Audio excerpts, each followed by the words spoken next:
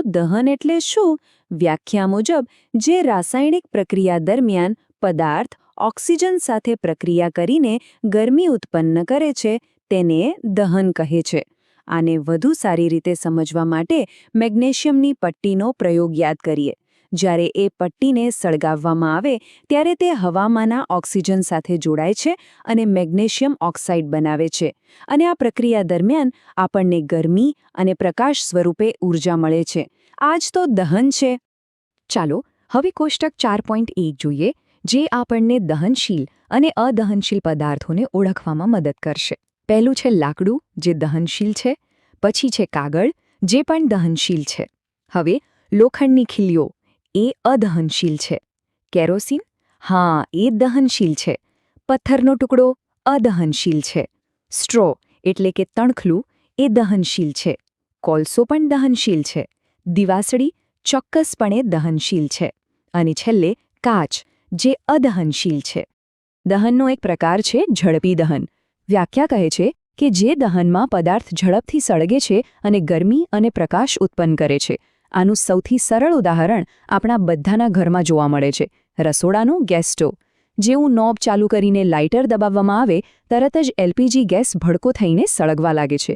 આ જ છે ઝડપી દહન. દહનનો બીજો પ્રકાર છે સ્વયંસ્ફુરિત દહન.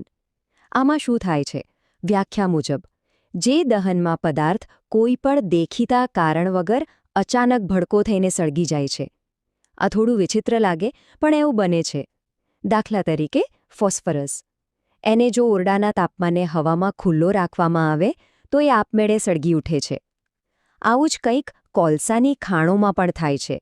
ત્યાં કોલસાની રચકણો એટલે કે કોલસાનો ભૂકો ક્યારેક આપમેળે સળગી ઉઠે છે અને ભયંકર આગ લાગી શકે છે. અને હવે ત્રીજો પ્રકાર, વિસ્ફોટ. આ પણ એક પ્રકારનું દહન જ છે. વ્યાખ્યા કહે છે કે આ એક એવી દહન પ્રક્રિયા છે જેમાં ગરમી, પ્રકાશ અને અવાજની ઉત્પત્તિ સાથે મોટા પ્રમાણમાં વાયુ ઉત્પન્ન થાય છે. આનું ઉદાહરણ તો બધાને ખબર જ છે, ફટાકડા. જ્યારે કોઈ ફટાકડાને સળગાવવામાં આવે ત્યારે એના પર દબાણ લાગવાથી એ ગરમી, પ્રકાશ અને મોટા અવાજ સાથે ફૂટે છે. આ ઝડપી પ્રક્રિયામાં જે ગેસ ઉત્પન્ન થાય છે એ જ વિસ્ફોટનું કારણ બને છે. ચાલો હવે આપણે આગળ વધીએ આપણા બીજા વિભાગ તરફ, જ્વલન અને આગ નિયંત્રણ. આ વિભાગમાં આપણે એ સમજીશું કે કોઈપણ વસ્તુને સળગવા માટે કઈ શરતો જરૂરી છે અને જો આગ લાગે તો તેને કાબૂમાં કેવી રીતે લેવાય. આગને સમજવા માટે સૌથી પહેલો અને મહત્વનો ખ્યાલ છે જ્વલનબિંદુ. તો શું છે આ જ્વલનબિંદુ? વ્યાખ્યા એકદમ સ્પષ્ટ છે. જે નીચામાં નીચા તાપમાને પદાર્થ આગ પકડી લે છે તે તાપમાનને તેનું જ્વલનબિંદુ કહે છે. આનો સીધો અર્થ એ છે કે જ્યાં સુધી કોઈ પદાર્થને ગરમ કરીને તેના જ્વલનબિંદુ સુધી પહોંચાડવામાં ન આવે ત્યાં સુધી તે સળગશે નહીં. જ્વલનબિંદુના ખ્યાલને સમજવા માટે આ પ્રયોગ જુઓ. પાણી ભરેલો કાગળનો કપ આગ પર રાખવા છતાં સળગતો નથી. કેમ? કારણ એકદમ સરળ છે. પાણી ભરેલા કપમાં જે ગરમી કાગળને મળે છે તે ઉષ્માવહન દ્વારા તરત જ પાણીમાં જતી રહે છે. આના લીધે કાગળનું તાપમાન તેના જ્વલનબિંદુ સુધી પહોંચી જ નથી શકતું અને એટલે જ સળગતો નથી. તો આગને કાબૂમાં કેવી રીતે લેવાય? આ માટે 3 પાયાના સિદ્ધાંતો છે. પહેલું, બળતણને જ દૂર કરી દો. બીજું, હવાનો પુરવઠો એટલે કે ઓક્સિજનને કાપી નાખો. અને ત્રીજું, તાપમાનને જ્વલનબિંદુથી નીચે લાવી દો એટલે કે પદાર્થને ઠંડો પાડી દો. આ 3માંથી કોઈ પણ એક કામ કરવાથી આગ ઓલવી શકાય છે. આગ ઓલવવા માટે વપરાતા સાધનોમાં CO2 અગ્નિશામક ખૂબ જ અસરકારક છે. એના 2 મુખ્ય કારણો છે. પહેલું, CO2 હવાના ઓક્સિજન કરતાં ભારે છે, એટલે એ આગની ફરતે એક ધાબળાની જેમ વીંટળાઈ જાય છે અને ઓક્સિજનનો સંપર્ક તોડી નાખે છે. બીજું, જ્યારે સિલિન્ડરમાંથી CO2 બહાર આવે છે ત્યારે એનું કદ વધે છે અને એ ખૂબ જ ઠંડો થઈ જાય છે, જે બળતણનું તાપમાન તેના જ્વલનબિંદુથી નીચે લાવી દે છે. હવે આપણે પહોંચ્યા છીએ આપણા ત્રીજા વિભાગ પર, જ્યોત, તેનું બંધારણ અને ગુણધર્મો. જ્યારે કોઈ વસ્તુ સળગે છે ત્યારે આપણે જે પ્રકાશિત ભાગ જોઈએ છે એ જ્યોત છે.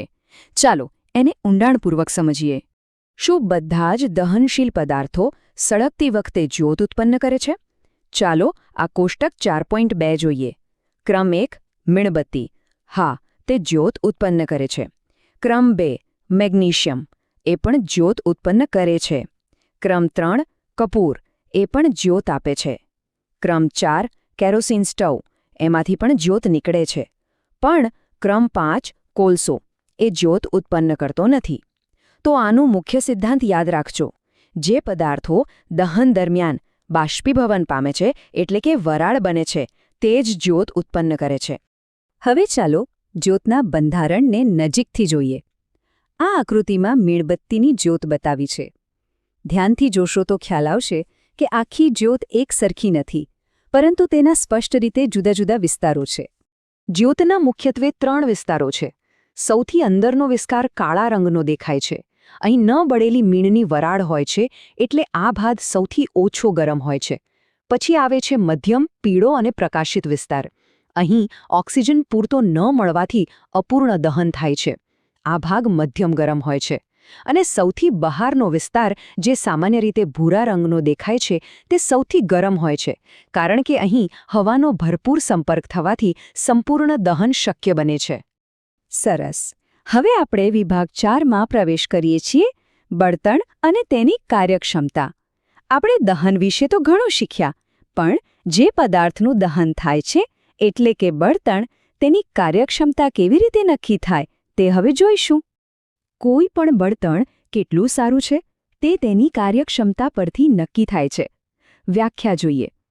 1 કિલોગ્રામ બળતણના સંપૂર્ણ દહનથી ઉત્પન્ન થતી ઉષ્મા ઊર્જાના જથ્થાને તેની કાર્યક્ષમતા કહેવાય છે. આને બળતણનું કેલરી મૂલ્ય પણ કહે છે. અને તેને કિલોજૂલ પ્રતિ કિલોગ્રામ, એટલે કે કેજે પ્રતિ કિલોગ્રામ એકમમાં દર્શાવવામાં આવે છે. ચાલો હવે કોષ્ટક 4.4માં જુદા જુદા બળતણના કેલરી મૂલ્ય પર નજર કરીએ. છાણાનું મૂલ્ય છે 6000 થી 8000 કિલોજૂલ પર કિલો. લાકડાનું છે 17000 થી 22000. કોલસાનું છે 25000 થી 33000. પેટ્રોલ, કેરોસીન અને ડીઝલ, આ ત્રણેયનું મૂલ્ય લગભગ સરખું છે, 45000. મિથેન અને સીએનજીનું મૂલ્ય છે 50000.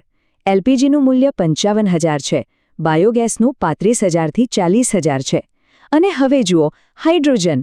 તેનું કેલરી મૂલ્ય સૌથી વધુ છે, 1,50,000 કિલોજૂલ પર કિલો. અને હવે આપણે આ પ્રકરણના છેલ્લા અને ખૂબ જ અગત્યના વિભાગ પર આવી ગયા છીએ. વિભાગ 5 દહનની પર્યાવરણીય અસર. બળતણ આપણને ઊર્જા તો આપે જ છે, પણ તેનાથી પર્યાવરણને નુકસાન પણ થાય છે. ચાલો એ સમજીએ. બળતણના દહનની કેટલીક ગંભીર હાનિકારક અસરો છે. પહેલું, ન બળેલા કાર્બન કણો હવામાં ભળીને અસ્થમા જેવા શ્વસન રોગોનું કારણ બને છે. બીજું, જો બળતણનું અપૂર્ણ દહન થાય તો તેમાંથી કાર્બન મોનોક્સાઇડ નામનો અત્યંત ઝેરી વાયુ ઉત્પન્ન થાય છે. ત્રીજું, મોટાભાગના બળતણના દહનથી કાર્બન ડાયોક્સાઇડ ઉત્પન્ન થાય છે, જેનું વધતું પ્રમાણ ગ્લોબલ વોર્મિંગ માટે જવાબદાર છે. અને ચોથું, કોલસા અને ડીઝલમાંથી સલ્ફર ડાયોક્સાઇડ અને પેટ્રોલમાંથી નાઇટ્રોજનના ઓક્સાઇડ નીકળે છે, જે એસિડ વરસાદ